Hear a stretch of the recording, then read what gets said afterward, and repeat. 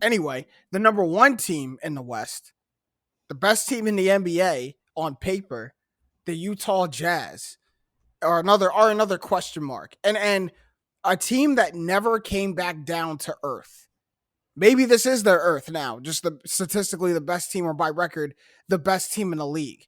But Matt, I need the facts on the Jazz because we kind of have almost the same questions about the Utah Jazz. But I need the facts first. They made the most 3-pointers per game in NBA history and allowed the fewest threes in the league overall. The last team to lead the league in 3-pointers made and lead the league in the 3-pointers against were the 99-2000 Pacers, who made the NBA Finals. And the Jazz, on top of that, they've made 10 threes in every game, at least. That's unbelievable. Yeah, that's actually insane. Every single game they made at least 10 threes. That's nuts. How are the And I'm Clippers gonna the say best it. three-point shooting team in the league with statistics like that? And they're so deep because you have Jordan Clarkson off the bench averaging 18. You have Joe Ingles off the bench shooting 45% from three. Every single person can destroy you on any given night. You'll have a Donovan Mitchell game where he goes off. You'll have a Joe Ingles game where he goes off. You'll have a Jordan Clarkson game where he goes off. You'll have a Rudy Gobert game where he destroys Anthony Davis. Because I'm going to say that the Utah Jazz are going to win the Western Conference. Hello, there it is. I think everyone, I forgot about Mike Conley. Last year before the season, everyone got a lot of like Jazz love. Oh, look, they got Conley and it'll work. And then it didn't work last year. But they finally meshed together this year. And they're exactly they're the best version of themselves. And the best when you're that good and you're the best version of yourselves, you have to be considered. I know LeBron's there, but absent of I don't see any reason why they would not why anyone other than the Lakers could beat them. Even the Clippers. No. Oh, he scoffed at it. That was offended that you just said He did not like that. He did not like that. I'm not going to trust the Clippers until the Clippers give me a reason to trust them. Anytime someone makes this noise right here, you know you just said something really stupid. They're trying to get rid of the taste in their mouth, right. Or whatever you just. So, I would say that I would be a little surprised if the Clipper or if the Jazz are the team that makes it out of I'd be very the surprised. West. I'd be very surprised. I only say a little because they don't really have in the West like a team that matches up super well against them. Like, optimally, a team like the Clippers is playing against a team that has, forwards. The Lakers. I mean, they're really built to beat the Lakers. The Clippers are. And when you look around, like, there's not a ton of guys who are built to stop Donovan Mitchell in like a playoff series. Maybe you put Kawhi on him, but like that's not like the optimal matchup for Kawhi. And then Denver doesn't have anyone to guard Donovan Mitchell either.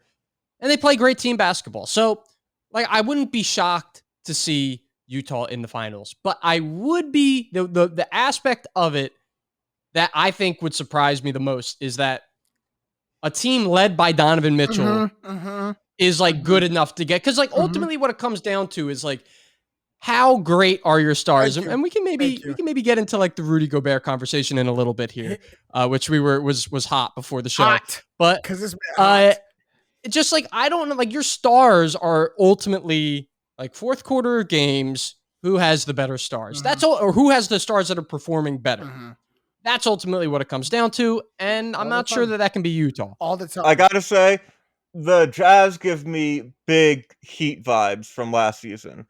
Like Mitchell can play the Butler role, Gobert can play the Bam role, and I actually like their role players just as much. And the thing with what you're saying about matchups, Jake, is I think it works out really well because the Achilles heel of Rudy Gobert's entire defensive career is that in the playoffs, he gets abused by guards.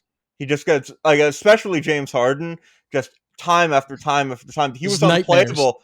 Yeah, he was unplayable in those Rocket series.